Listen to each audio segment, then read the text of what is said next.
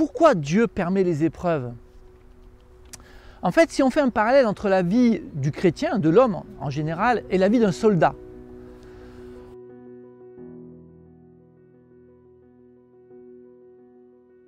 on peut dire qu'un soldat est confronté à 3 types d'adversités.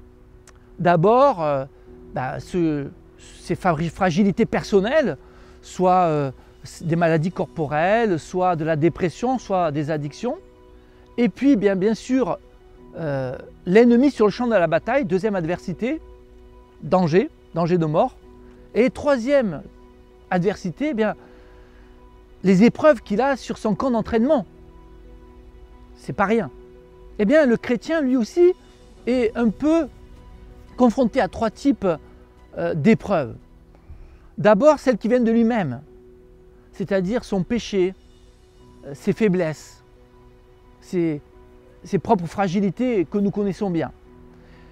Il y a aussi les épreuves qui viennent de l'extérieur de l'ennemi, le démon. N'allons pas croire que le démon n'existe pas, frères et sœurs.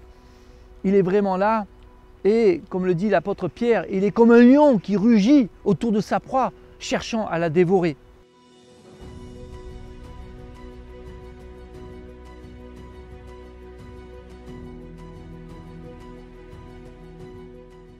Donc dans ce temps de carême, on fait l'expérience de ce démon qui essaie de nous tenter et qui vient nous éprouver.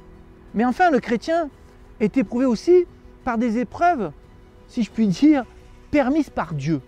Comme le soldat a des épreuves permises par ses officiers. Je m'explique. Prenons l'exemple d'un légionnaire qui se trouve dans un camp d'entraînement en Guyane. Il doit ramper dans la boue. Il doit franchir des obstacles de plus en plus difficiles. Il n'y arrive pas, il est découragé. Il se fait mal, il pleure, il n'en peut plus. Mais pourquoi? Pourquoi un tel entraînement? Parce que ses supérieurs, ses officiers sont des sadiques? Mais non, parce que justement, l'officier, le commandant, aime ses soldats. Il a de l'estime pour eux, il en a besoin. Donc si cet entraînement est si difficile que ça, eh bien, c'est pour que, au jour J, sous les balles de l'ennemi, il soit capable de résister. Vous comprenez? Jamais les obstacles sont au-delà de la portée du légionnaire. Dieu fait pareil.